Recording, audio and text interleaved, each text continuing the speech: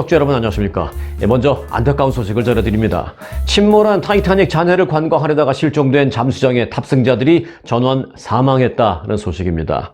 어제 오후 저희 레알 뉴스를 구독하고 알림 설정까지 해놓으신 분들에게는 속보로 신속하게 전달을 해드렸습니다만은 세계 각국의 구조 노력에도 불구하고 이들은 끝내 살아 돌아오지 못했습니다.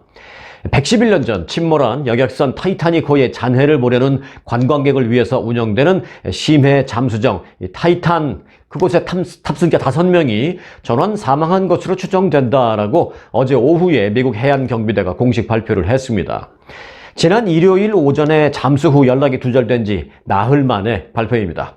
미국 해안경비대는 타이타닉호 뱃머리로부터 488m 떨어진 해저에서 발견된 테일콘, 이 테일콘이라는 것은 꼬리 부분에 있는데 이 원통형, 이 콘 모양의 원통형 구조물이라고 해서, 그리고 이제 그거 꼬리 부분에 있다라고 해서 테일콘이라고 부릅니다. 이 테일콘 등 잠수정의 잔해물 5개를 수거해서 분석한 결과 이 같은 결론을 내렸다라고 밝혔습니다. We found 5 different major pieces of debris that told us that it was the remains of the Titan. In consultation with experts from within the Unified Command, the debris is consistent with the catastrophic loss of the pressure chamber.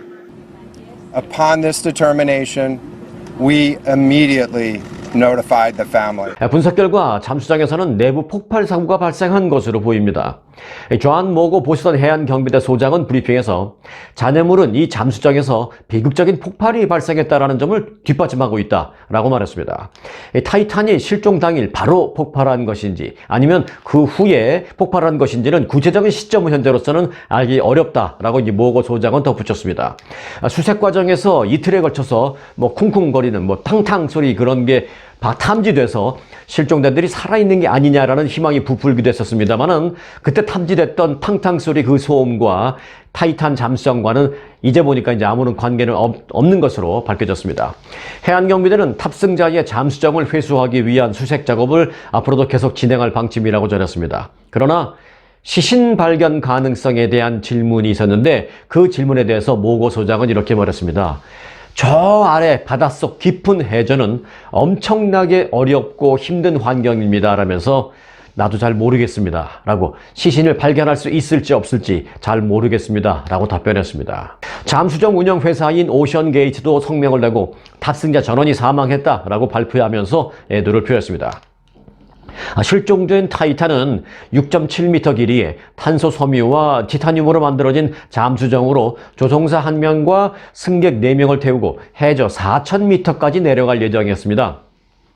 그리고 최대 나흘치의 산소를 채울 수 있어서 계산대로라면 어제 오전에 이미 골든타임이 끝난 것으로 추정이 되어서 그동안 우려를 낳았었는데, 사실 이제 알고 보니까 산소가 문제가 아니라 산소 부족 사태를 겪기 전에 이미 폭발 사고를 겪은 것으로 추정됩니다.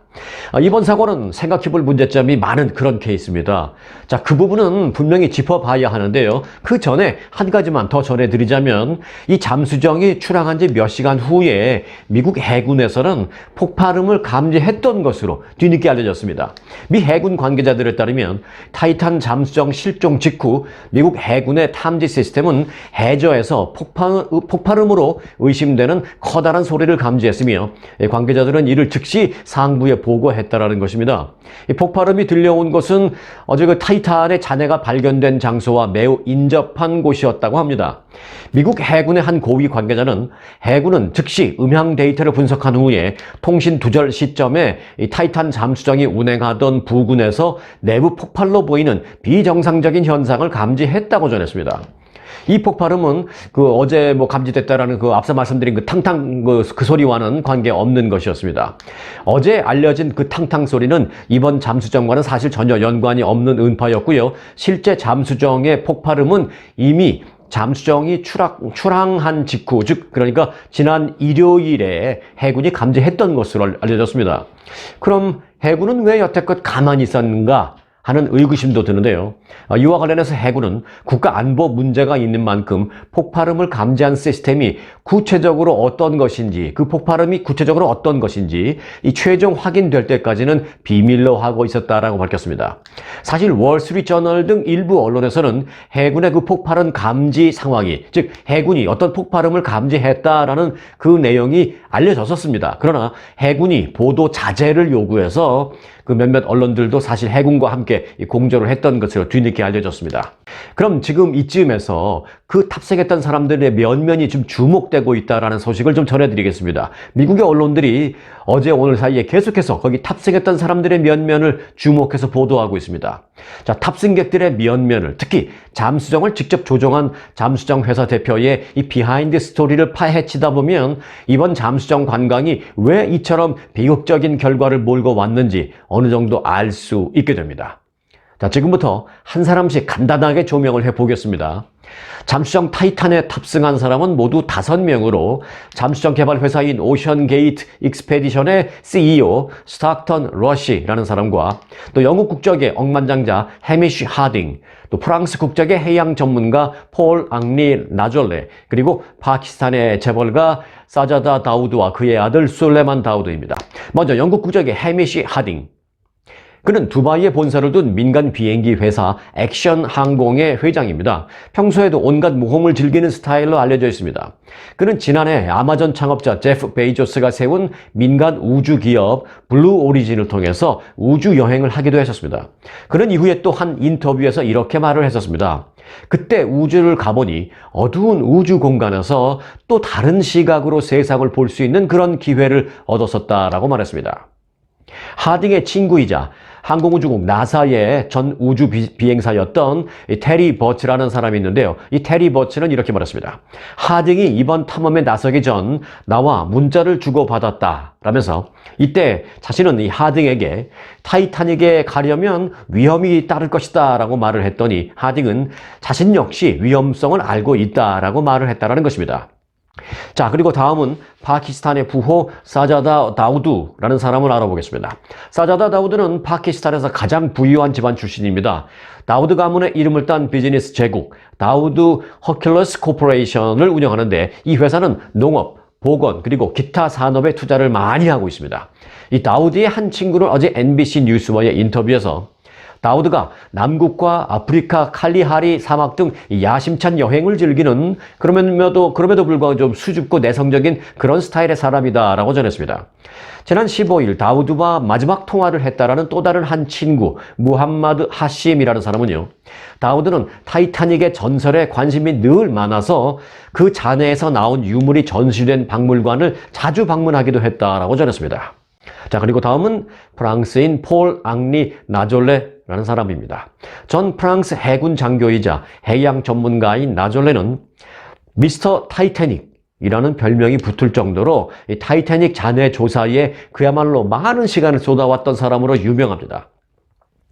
그는 타이타닉 잔해 독점 인양권을 가진 RMS 타이타닉이라는 회사의 수중 조사를 지휘하면서 그동안 37번의 잠수를 마쳤고 약 5,000점의 유물 인양을 감독하기도 했었습니다. 이번에 사고가 난 오션게이트의 잠수정 타이탄과도 매우 친숙합니다. 그는 지난해 이 타이탄이라는 잠수정을 타고 대서양 9,000피트, 그러니까 약 한 2,700m 정도 아래로 내려가서 타이타닉 근처에 알려지지 않은 심해 생태계를 발견하고 돌아왔습니다. 그때 내려갔던 것은 심해 해저 2,700m. 그런데 이제 이번에는 그보다 훨씬 깊은 4,000m를 계획했었습니다. 자, 이와 관련해서 미국의 언론들은 일제히 이들 모두 타이탄을 타고 심해에 내려가는 그 일의 위험성을 다 알고 있었다, 다 인지하고 있었을 것이다 라고 보도하고 있습니다. 실제로 이들은 타이탄을 타기 전 극도의 위험성을 명확하게 알리는 안전포기각서에 서명한 것으로 알려졌습니다. 그 안전포기서에는 한 페이지에만 해도 사망이라는 단어가 3번씩이나 언급되었습니다. 결국은 최악의 경우에도 책임을 묻지 않는다라는 그 각서에, 그 서류에 다 서명을 한 것입니다. 4명의 탑승객 면면을 전해드렸는데요. 그러면 이제 한 사람 남았죠? 네.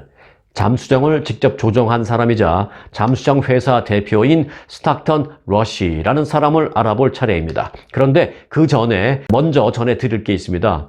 이번 잠수정 관광을 주도한 회사 오션게이트가 사전에 안전성에 대한 의구심을 피하고 더 높은 금액을 받기 위해서 대중에게 거짓말을 한 것 같다라는 생각이 저는 듭니다. 그래서 그 회사를 먼저 알아보고 싶습니다. 자, 실종된 잠수정에 탑승한 이 오션게이트의 CEO 러시는 언론 인터뷰 때마다 보잉은 물론 미 항공우주국 나사 그리고 워싱턴 대학교가 잠수정 설계와 제작에 협력을 했다라고 여러 차례 주장한 바 있습니다.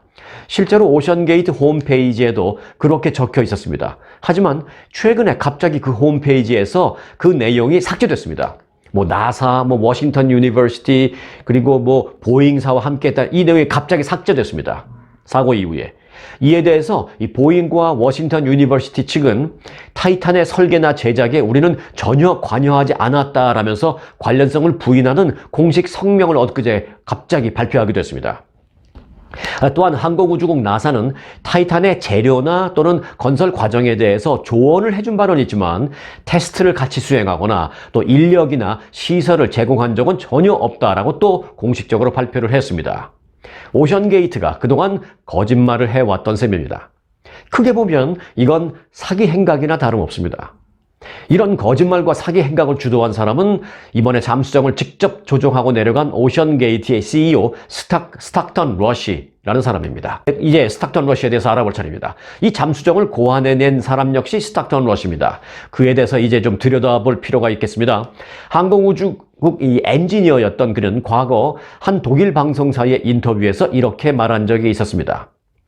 2019년 초 문득 세계에서 가장 유명한 난파선인 타이타닉 잔해를 보러 가고 싶어하는 사람들의 수요가 있다라는 생각에 이르러서 잠수정을 만들기 시작했다라고 말했습니다. 그는 이후 소규모 인원이 탈 수 있는 탄소섬유 잠수정 타이탄을 만들었습니다. 스탁턴 러시는 지난해 CBS 기자 데이빗 포그와의 인터뷰에서 그 인터뷰 영상 제가 이틀 전에 상세하게 보도를 해드린 적 있죠. 영상을 한글 자막까지 다 달아갖고 제가 보도해드린 적이 있습니다. 이틀 전 내용을 참고해 보시기 바라겠습니다. 그 CBS 기자 데이빗 포그와의 인터뷰에서 이렇게 말을 했습니다. 안전은 순전한 낭비다 라고 말했습니다. 안전이라는 것은 완전히 낭비다라고 말했습니다. 과연 그럴까요? 그는 또 이렇게 말하면서 여기다 덧붙인 말도 있습니다. 뭐라고 덧붙였냐면 당신이 안전을 원한다면 침대에서 일어나지 말고 차를 타고 다니지도 말고 그냥 아무것도 하지 말아야 합니다. 라고 말했습니다. 그래서 그 취재를 하던 기자도 아주 당혹해했던 그런 영상도 있습니다. 남들과 다른 경험을 하려면 어느 정도 위험은 감수해야 한다라는 그의 평소의 사고방식을 그대로 드러낸 말이기도 합니다. 그렇지만 또 한편으로는 안전에 대한 그의 인식을 알 수 있는 그런 대목이기도 합니다. 그러니까 게임할 때나 쓰는 그런 게임용 컨트롤러, 소위 그 조이스틱이라고 불리는 그 게임용 컨트롤러를 갖고 조종을 한다고 자랑을 하기도 했었을 것이다. 그런 생각이 들기도 합니다. 사실 이 게임용 컨트롤러로 조종을 한다라는 그 자체가 문제가 된다라고만 말할 수는 없습니다. 왜? 실제로 논리적으로는 가능할 수도 있습니다. 실제로요, 미국의 육군에서도 얼마 전 그 원격 폭파 등 원격 조종 공격을 하는 업무를 맡은 그런 인력을 교육시킬 때 이 게임용 컨트롤러로 하기도 했었습니다. 하지만 그때는요, 실제 상황이 아니다라는 점, 그리고 또 다른 점이 있습니다. 그때 더 중요한 것은 그들은 게임용 기기로 조종을 했다 하더라도 선이 확실하게 기기와 연결되어 있는 소위 유선 조종기로 했다라는 점이 지금과는 다릅니다. 지금 스탁턴 러시가 갖고 내려간 그건요, 완전히 무선으로 갖고 내려갔습니다. 그 4,000m 내려가는 그 심해에서 무언가를 조종하는데 무선 조종기를 갖고 내려가는 겁니다. 유선이었다면 훨씬 더 낫지 않았을까라는 전문가들의 아쉬운 얘기가 또 많이 나오고 있습니다. 자, 전문가들은 게임용 기기를 유선도 아닌 무선으로 와이어리스로 조정을 하겠다고 수심 4,000m나 되는 곳으로 내려가서 출항했다라는 것은 도저히 믿기 어렵다라고 입을 모으고 있습니다. 스탁턴 러시 CEO의 그 모험심이 주목되는 것이 아니라요, 안전불감증이 저는 더 주목되어야 한다고 생각합니다. 그런데 스탁턴 러시의 이처럼 조급한 탐험심이 어쩌면 그의 부인과 연관이 있는 게 아닌가라는 그런 조심스러운 생각도 듭니다. 자, 조사를 해보니까요, 스탁턴 러시의 부인 웬디 러시는요, 타이타닉호 침몰 사망자의 후손인 것으로 드러났습니다. 웬디 러시는 지금부터 111년 전에 침몰한 이 타이타닉호에서 숨진 스트라우스 부부의 고손녀라고 뉴욕타임즈가 보도했습니다. 실제로 확인이 됐습니다. 또 영국의 부호인 그 이시도 스트라우스와 그의 부인 아이다 스트라우스, 이 두 부 잘 알려져 있죠. 영화에도 나왔습니다. 1912년 타이타닉호 1등석에 올랐다가 비극적인 운명을 맞이한 부부로 잘 알려져 있습니다. 이시도 스트라우스는 당시 이 메이시스 백화점의 공동 소유주이기도 했으며 타이타닉호 승객 가운데 가장 부유한 이들 가운데 한 명으로 꼽혔습니다. 이 스트라우스 부부는 선박의 침몰이 시작되자 다른 사람들에게 구명 보트를 양보하고 타이타닉호에서 남아서 그저 한날 한시에 같이 눈을 감은 그 살아남을 수도 있는 그 기회를 다른 사람들에게 양도하고 본인들은 그곳에서 최후를 맞이하는 그런 감동적인 사연으로도 매우 유명합니다. 생존자들의 증언에 따르면 남편 이시도 스트라우스는 구명보트가 부족하다라는 것을 알고 탑승을 거부했고 아이다는 그런 남편 곁에 남겠다라는 결정을 내렸습니다. 그래서 마지막 순간 이들 노부부는 서로를 꼭 붙은 채 갑판에 서 있는 그런 모습으로 물에 잠겼다라고 목격자들은 다 그렇게 증언을 했습니다. 하지만 이제 제임스 캐머런 감독의 영화 타이타닉에서는 조금 각색을 해서 노 부부가 침대에 똑같이 나란히 누워서 서로를 꼭 껴안은 채 최후를 맞는 그런 장면으로 묘사가 됐는데 이게 스트라우스 부부를 묘사한 것입니다. 남편 이시도 스트라우스의 시신은 사고 후 2주 만에 수습이 됐습니다만 부인 아이다의 시신은 끝내 발견되지 않았습니다. 타이타닉호 잔해가 발견된 건 1985년이었는데 웬디는 그 다음해인 1986년 스탁턴 러시와 결혼했습니다. 웬디 러시는 현재 오션게이트의 커뮤니케이션 책임자 및 회사 후원재단의 이사로 활동을 하고 있습니다. 비극의 실타래를 따라서 올라가다 보니 소름 끼치는 연관성이 드러나고 있습니다. 자, 극적인 구조 소식을 기다렸습니다만 안타깝게도 탑승인원 5명 전원 사망 소식을 알려드리게 돼서 매우 유감입니다. 이 관련 속보와 함께 이번 사고 안팎의 비하인드 스토리까지 정리를 해드렸습니다. 자, 시간이 지금 오늘 많이 갔기 때문에 이 밖에 오늘 또 중요한 소식이 많이 있습니다만 몇 가지 중요한 것만 좀 소식을 간추려서 빠르게 좀 전해드리겠습니다. 한인 여성 엔지니어가 UCLA 공과대학 학장으로 선임되었습니다. UCLA는 보도자료를 통해서 엘리사 박, 한국 이름은 박이형 교수가 9월 1일부터 UCLA 세미얼리 공과대학의 학장으로 부임한다고 밝혔습니다. 박 교수는 2007년부터 컬럼비아 대학 교수로 재직하면서 지구환경공학과 기후변화 연구를 책임지고 있습니다. 또 같은 대학에서 지속가능 에너지를 연구하는 센터장도 맡았었습니다. UCLA의 다넬 헌트 부총장은 엘리사 박 교수의 리더십 아래 UCLA 공대는 우리 사회를 위한 더 나은 엔지니어 교육을 이끌어갈 수 있을 것이다 라면서 기대감을 표시하기도 했습니다.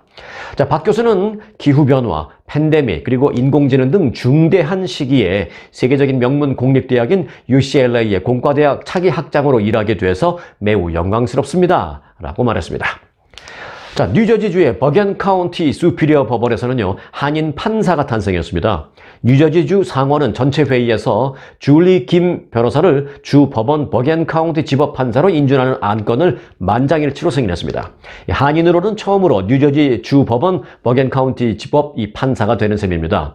임명일로부터 임기는 7년 동안입니다. 줄리 김 판사는 뉴저지 지역 이원규 심장내과 전문의의 딸로도 잘 알려져 있습니다. 이 뉴욕이나 뉴저지주 이 동부 지역에 사시는 한인들은 아마 많이들 아실 겁니다. 이원규 박사님 심장내과 전문의로 한인 사회에도 널리 잘 알려져 있는 분이죠. 그 이원규 심장내과 전문의의 따님이 바로 이제 줄리 김 새로 임명된 판사입니다. 줄리 김 판사는 뉴욕대학교와 보스턴 칼리지 MBA를 거쳐서 시트놀 대학교 법대를 졸업한 것으로 알려졌습니다. 이 자랑스러운 한인 소식에 이어서 한인 사기범 소식 부끄럽지만 좀 전해드릴 수밖에 없습니다. 이건 좀 잘 들으시고 유념해 주시기 바라겠습니다. 온라인 투자 회사 CMP라는 말도 안 되는 유령 회사를 차려놓고 이를 통한 다단계 금융 사기 사건을 저지른 존 킴, 올해 61살의 한인 존 킴이라는 사람이 저도 지난주에 보도를 해드렸습니다만은 일단 체포됐죠. 그런데 며칠 전에 보석으로 또 나왔습니다. 지난 15일 보석으로 풀려난 가운데 해당 사건을 맡은 조지아주 귀넷 검찰청의 이 기소 절차에 한인들의 이목이 쏠리고 있습니다. 검찰 역시 한인들의 관심을 잘 인지하고 있으며 추후 조사 과정에서 한인 피해자들의 목소리에 최대한 귀를 기울이겠다라고 밝혔습니다. 귀넷 카운티 검찰청의 오스틴 게슨 검사장과 그리고 한인 정한성 검사는 최근 존킴 다단계 금융 사기 사건과 관련해서 앞으로의 수사 과정과 기소 절차를 상세하게 설명하는 기회를 가졌습니다. 이 한인 정한성 검사는 금융 관련 사건은 특히나 타이밍이 중요하다라면서 피고인이 보석으로 석방된 그런 상태이기 때문에 피해자들의 돈으로 무엇을 할지 또 모른다. 그렇기 때문에 빨리 다시 구속해서 재판을 빨리 진행을 해야 한다. 그러기 위해서 필요한 게 있다라고 말하면서 바로 한인 피해자들의 제보다라고 말했습니다. 하지만 이제 피해자들의 인터뷰 등이 빠르게 진행되지 못하면 기소까지 최소 몇 달은 걸릴 수 있다라고 말했습니다. 현재 경찰에 접수된 리포트 26개 가운데 5명의 피해건에 대해서만 체포영장이 발부됐습니다. 그러나 이 피해자 대책위원회에 따르면요, 피해자 리스트에 50명 정도가 있는 것으로 알려졌고 또 최근에 추가로 10여 명이 더 연락을 해온 것으로 알려졌습니다. 정 검사는 피해자들이 문서 등의 물적 증거가 만일 없다 하더라도 진술만으로도 충분할 것이다라고 말했습니다. 그 진술 속에서 만남 장소, 어떤 범행 방법 등등 어떤 동일한 패턴이 발견되면 이 역시 또 다른 증거로서 효력을 발휘할 수 있게 도움이 될 수 있다라면서 피해자들의 적극적인 제보를 당부한다라고 말했습니다. 피해자들이 투자한 돈을 돌려받을 수 있느냐라는 질문에 대해서 이 정 검사는 판사의 선고가 떨어지면 피고에게 정해진 기간 내에 배상을 하라라는 그 요구가 가해질 수 있다라고 설명을 했습니다. 오스틴 게슨 검사장은 이 귀넷이 다양성을 표방하는 카운터인 것처럼 이 귀넷 검찰청도 매우 다양합니다라면서 한국어를 할 줄 아는 검사가 5명이나 우리 카운티 안에 있다라면서 피해자들은 귀넷 검찰청에 전화를 해서 담당 검사에게 연락을 하거나 또는 담당 검사가 이제 한인은 아니기 때문에 좀 언어가 불편하면 한인 검사를 바꿔달라고 해서 어떤 한인 검사든 연결을 하면 그 한인 검사가 도움을 줄 수 있을 것이다 라고 말했습니다. 한편 존 킴이 주도한 이 CMP 다단계 투자 사기 사건의 피해자는 조지아주뿐만이 아니라 메릴랜드, 버지니아, 캘리포니아 등지의 한인들도 다수 있는 것으로 알려졌습니다. 네, 마지막 소식입니다. 미국의 반도체 제조업체 인텔이 삼성에 도전장을 내밀었습니다. 인텔은 내년에 반도체 파운드리 분야, 이 세계 2위로 올라설 것이다 라는 목표를 밝혔습니다. 제가 파운드리하고 잠깐 이 퍼즐을 둔 이유는 파운드리에 대해서 설명을 지금 드릴까? 좀 이따가 드릴까? 잠깐 생각하느라고 그랬는데 이제 지금 설명을 드릴게요. 이 파운드리라는 것은요, 반도체를 새로운 기술을 맡고 반도체를 개발하고 하는 그런 기술을 갖고 있는 회사는 아닙니다만은 지금 있는 그 기술을 갖고 반도체를 만들어내는 공장을 말합니다. 쉽게 말하면 반도체 위탁 생산 공장을 말합니다. 자, 인텔은 어제 투자자를 대상으로 사업 구조 개편 계획을 발표하면서 이같이 밝혔습니다. 인텔은 파운드리 사업부를 독립조직처럼 운영해서 내년에 파운드리 분야 세계 2위로 올라서겠다라는 목표를 발표했습니다. 전 세계 반도체 파운드리 시장에서는요, 1위가 대만의 TSMC, 그리고 2위가 바로 삼성전자입니다. 그런데 인텔이 2위를 하겠다라고 말했으니까 뭐예요? 삼성전자를 치고 올라가겠다라는 것이죠. 결국 삼성을 제치겠다라는 도전장을 내민 셈입니다. 자, 그런데 좀 아이러니한 점은요, 인텔의 주가를 보니까 이번 계획을 발표한 뒤에 인텔의 주가는 6%나 하락했습니다. 인텔의 이러한 발표를 어떤 기대감보다는요, 우려감을 갖고 바라보고 있는 투자자들이 많다라는 그런 걸 반증하고 있는 셈입니다. 자, 오늘 영상은 여기까지입니다. 미국적인 잠수정 소식에 이어서 또 자랑스러운 한인들 소식, 그리고 또 이어서 좀 부끄러운 한인 사기꾼 소식 등등까지 전해드렸는데, 여기까지 함께 와주신 여러분들에게 감사한 마음을 전해드립니다. 그리고 늘 새로운 속보를 원하신다면요, 구독 안 하신 분들은 오늘 구독, 좋아요, 알림 설정까지 해놓으시고요, 주말 편안하게 잘 지내시기 바라겠습니다. 벌써 또 주말이죠? 네, 하루는 길지만 일주일은 짧다라는 말을 실감하시나요? 네, 모두들 편안한 주말 보내시기 바라겠습니다. 다음 주에 뵙겠습니다. 감사합니다.